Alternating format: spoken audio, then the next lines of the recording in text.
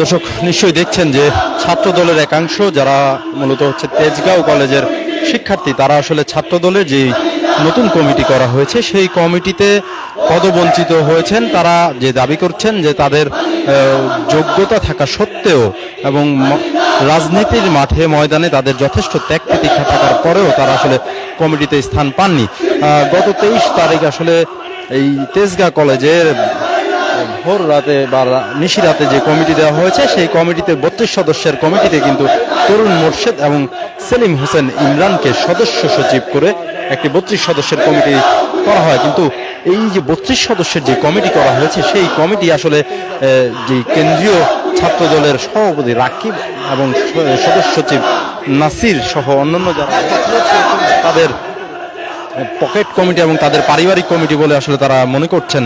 এবং সেই পরিপ্রেক্ষিতে কিন্তু তারা এখন এই যে কলেজ প্রাঙ্গণের যে মাঠটি রয়েছে তেজগাঁ কলেজ প্রাঙ্গণের মাঠ, সেই কলেজ প্রাঙ্গণের মাঠ থেকেই তারা একটি বিক্ষোভ মিছিল নিয়ে আসলে এগিয়ে যাচ্ছেন। আমরা যেমনটি শুনেছি যে এই কমিটিতে যারা পদবঞ্চিত হয়েছেন তাদের যথেষ্ট ত্যাগ প্রতীক্ষা রয়েছে এবং তারা আমাদেরকে যেমনটি বলেছিলেন যে আসলে পর্যাপ্ত ত্যাগ প্রতীক্ষা থাকার পরেও তারা আসলে কেন পদে পদায়িত হলেন না সেই বিষয়টি কিন্তু একটি প্রশ্নবিদ্ধ করে তুলছে ছাত্র দলের যে সিদ্ধান্ত, সেই সিদ্ধান্তকে আমরা দেখছি যে এই মুহূর্তে যে তেজগাঁও কলেজ রয়েছে, যে ঢাকা তেজগাঁও কলেজ, সেই তেজগাঁও কলেজ থেকে কিন্তু তারা আসলে মিছিল নিয়ে বের হয়েছেন। বিক্ষোভ মিছিলটি কিন্তু এগিয়ে যাচ্ছে যে প্রধান সড়ক রয়েছে ফার্ম গেট এলাকার, সেই ফার্ম গেট এলাকার প্রধান সড়কের দিকে মিছিলটি এগিয়ে যাচ্ছে। আমরা শুনেছি যে তারা আসলে আজকে প্রয়োজনে সড়ক অবরোধ করবেন এবং যে কমিটি ঘোষণা করা হয়েছে সেই কমিটিকে কিন্তু তারা কলেজ প্রাঙ্গণে অবাঞ্ছিত ঘোষণা করেছেন।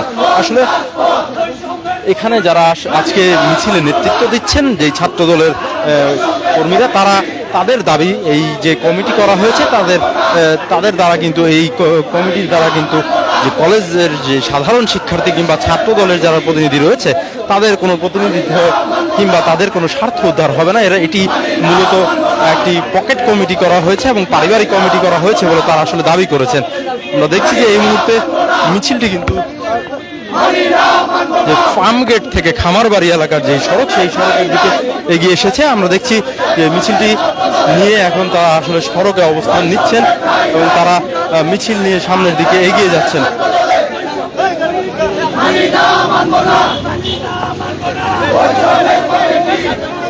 এই মুহূর্তে কিন্তু তারা যে এই মেট্রো রেল এলাকা রয়েছে, সেই মেট্রো রেল যেই Farmgate metro rail station, সেই মেট্রো রেল স্টেশনের সামনে কিন্তু তারা এগিয়ে যাচ্ছেন। আসলে এই মুহূর্তে ছাত্র দলের যেই পদবঞ্চিত নেতাকর্মীরা রয়েছেন তারা নানান ধরনের স্লোগান দিচ্ছে। তাদের স্লোগানে কিন্তু বারবার উঠে আসছে যে কেন্দ্রীয় ছাত্র দলের যেই সভাপতি রয়েছেন সেই সভাপতি রাকিব এবং সাধারণ সম্পাদক সহ নাসির এবং বকুল নামে একজন ব্যক্তি, এই তিনজন ব্যক্তির একটি সিন্ডিকেট করা হয়েছে। তাদের পকেটের অর্থের বিনিময়ে তারা কমিটি দিয়েছেন এমন অভিযোগও কিন্তু এই পদবঞ্চিত নেতাকর্মী যারা রয়েছে ছাত্র দলে তারা সেটি বলছেন। আমরা দেখতে পাচ্ছি যে এই মুহূর্তে তারা স্লোগানে রাজপথ প্রকম্পিত করছেন। তারা বলছেন যে এই কমিটিকে আমরা দেখছি সড়ক, এই মুহূর্তে কিন্তু আমরা দেখছি যে তারা আসলে সড়ক অবরোধ করে এই মুহূর্তে বসে পড়েছে না। এই মুহূর্তে কিন্তু সড়কটি আসলে একেবারে বন্ধ হয়ে গেছে এবং এই যে সড়ক, সেই সড়কে কিন্তু তারা বসে অবস্থান নিয়েছেন এবং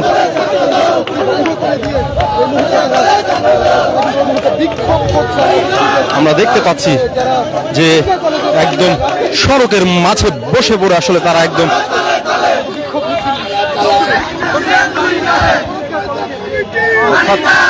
সড়কে বসে যে বিক্ষোভ সেটি কিন্তু তারা করে যাচ্ছেন।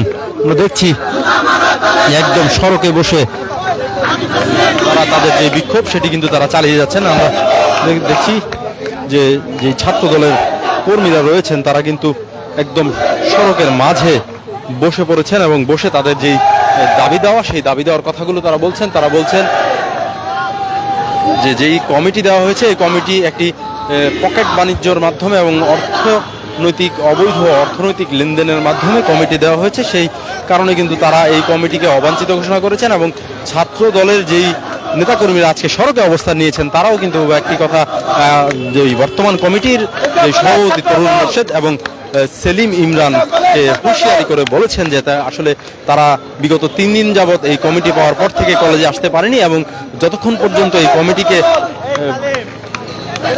স্থগিত করা না হবে অথবা বাতিল করা না হবে ততক্ষণ পর্যন্ত তারা এই কলেজে অবস্থান করবেন এবং কলেজে অবস্থান তারা যেই কমিটির যারা পদায়িত হয়েছে তাদেরকে কিন্তু কোনোভাবে কলেজে আসার সুযোগ কিন্তু তারা দেবেন না, অর্থাৎ এই কলেজে যদি আসতে হয় তবে তাদের লাশের উপর দিয়ে সেই কলেজে ঢুকতে হবে, এমন বক্তব্য কিন্তু আমরা শুনেছি।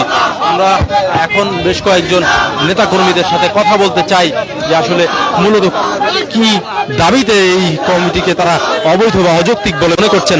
আমাদের সামনে একজন সাধারণ ছাত্র রয়েছেন যিনি ছাত্র দলের একজন অ্যাক্টিভ কর্মী বলে আমরা জানি, তার কাছ থেকে আসলে জানতে চাইবো যে এই কমিটিকে কেন আপনারা অবৈধ মনে করছেন এবং আপনাদেরকে পদায়িত না করা হলে আপনারা আরো কি ধরনের আন্দোলন সংগ্রাম করবেন।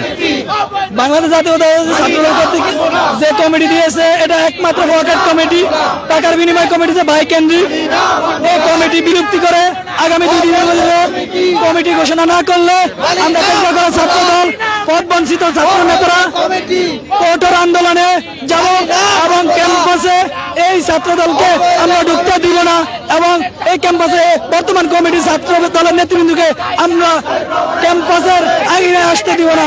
আমরা বর্তমান পদবঞ্চিত ছাত্র দলের নেতা কর্মীরা আসলে বিক্ষোভকারীদের মধ্যে একজন আমাদেরকে জানাচ্ছিলেন যে তিনি আসলে এই যে কমিটি সেই কমিটির কাউকে তারা মানছেন না, তারা যেই বর্তমানে যে কমিটিতে রয়েছে তাদেরকে কোনোভাবে কলেজ ক্যাম্পাসে প্রবেশ করতে দিবেন না। আমরা আরেকজন শিক্ষার্থী এবং ছাত্র দলের কর্মীর কাছে আমরা জানতে চাইবো যে তেজগাঁও কলেজ ছাত্র দল শাখার একজন অ্যাক্টিভিস্ট কর্মী, তার কাছে জানতে চাইবো যে মূলত কারা আসলে এই টাকার বিনিময় কমিটিগুলো করছে এবং এই সিন্ডিকেটের সাথে আসলে কারা জড়িত। নাসির রাকিব ভাই কমিটি সিন্ডিকেট জড়িত, তাদের বাসার বাজারের লোক দিয়ে তারা কমিটি দেওয়া হচ্ছে। বিগত আন্দোলন সংগ্রামের যে করে ছেলে ছিল একটা ছেলেকে তাদের কমিটিতে রাখা হয়নি, শুধু ভাইয়ের কমিটি ভাই ভিত্তিক কমিটি রাখা হয়েছে। এখানে ভাই ছাড়া করে ভাইয়ের একক লোক ছাড়া কমিটিতে কাউকে রাখা হয়নি। আমি নিজে 4 দিন ঘুমছিলাম, আমি 1 মাস জেলে ছিলাম। মানে আন্দোলনের প্রতিটা 28 তারিখের পরে আমরা সর্বোচ্চ রাজপথে ভূমিকা রেখেছি, কিন্তু আমাদেরকে কমিটিতে রাখা হয়নি। আমরা একজন গুম হওয়া শিক্ষার্থীর কাছে জানতে চাইবো।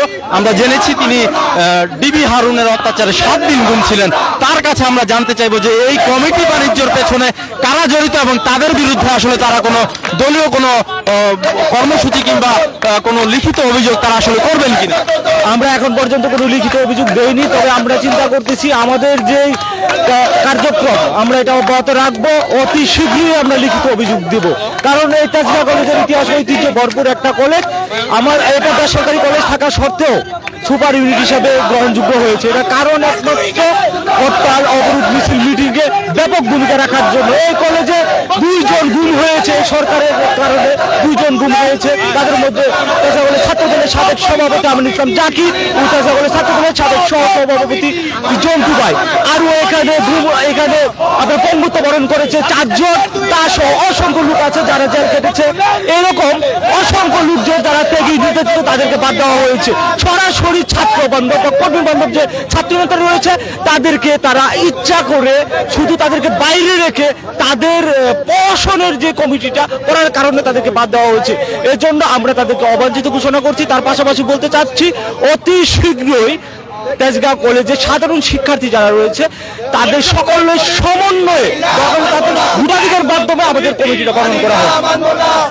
আমরা বেশ কয়েকজন শিক্ষার্থী এবং ছাত্র দলের কর্মীর সাথে কথা বলছিলাম, তারা আমাদেরকে যে বিষয়টি জানিয়েছিলেন যে এই কমিটি দ্বারা আসলে ছাত্রদের প্রতিনিধিত্ব করে না। এই বিষয়ে আমরা জানতে চাইবো আরেকজন ছাত্র দলের অ্যাক্টিভ কর্মী তেজগাঁও কলেজের, তার কাছে আমাদের প্রশ্ন থাকবে যে পরবর্তী আসলে কি আন্দোলন সংগ্রাম আপনারা করবেন যদি আপনাদেরকে কমিটি দেওয়ার নতুন করে সুযোগ দেওয়া না হয়।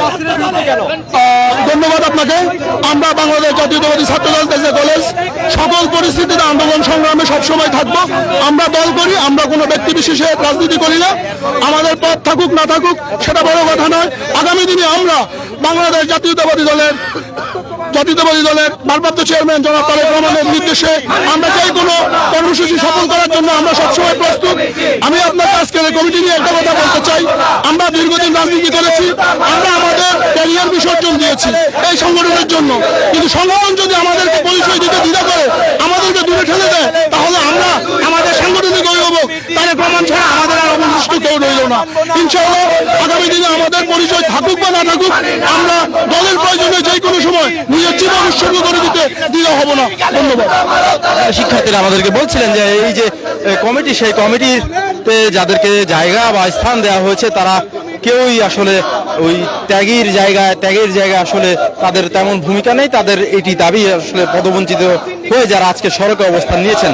আসলে মূলত যেই কমিটিটি করা হয়েছে সেখানে কিন্তু আহ্বায়ক করা হয়েছে তরুণ মোর্শেদ নামের একজন ছাত্রদল নেতাকে, এবং সদস্য সচিব করা হয়েছে সেলিম হোসেন ইমরান নামের একজন ছাত্রদল নেতাকে। তাদের নেতৃত্বে যে কমিটিটি হয়েছে সেই কমিটিকে তারা অযোগ্য বলছেন না, কিন্তু যোগ্যদেরকে এই কমিটি থেকে বিতাড়িত করা হয়েছে বলে তারা অভিযোগ করছেন। এই মুহূর্তে কিন্তু ছাত্রদলের যেই নেতাকর্মীরা পদবঞ্চিত হয়ে সড়কে বসে পড়েছিলেন তারা কিন্তু একটি মিছিল নিয়ে সামনের দিকে এগিয়ে যাচ্ছেন। আমরা দেখছি যে মিছিলটি খামার বাড়ির দিকে এগোচ্ছে ধীরে ধীরে। তো সেই যে মিছিলের খবর আপনারা দেখছিলেন, এই মুহূর্তে যে রাজপথে তারা অবস্থান করছেন তারা বলছেন, বারবার একটি কথা হুঁশিয়ারি দিয়ে বলছেন যে নতুন কমিটিতে যারা রয়েছেন তারা বিগত 3 দিন এই কলেজ ক্যাম্পাস প্রাঙ্গণে প্রবেশ করতে পারেননি, এবং এই কমিটির সমাধান না হওয়া পর্যন্ত কিন্তু তাদেরকে কলেজ ক্যাম্পাসে প্রবেশের যে প্রবেশাধিকার সেটি আসলে তারা হরণ করবেন বলে তারা হুঁশিয়ারি দিচ্ছেন। তারা বলছেন যে তাদের লাশের ওপর দিয়ে তাদেরকে প্রবেশ করতে হবে যদি এই কলেজ ক্যাম্পাসে তাদের প্রবেশ করতে হয়। দর্শক, আপনারা নিশ্চয়ই দেখছেন, কে কোথা থেকে দেখছেন আমাদেরকে জানিয়ে দিতে পারেন। রাজধানীর তেজগাঁ কলেজের ফার্ম গেট এলাকা থেকে আপনাদের এই ছাত্র দলের যে তেজগাঁ কলেজে যে বিক্ষোভ, সেই বিক্ষোভের সর্বশেষ খবর জানাচ্ছিলাম।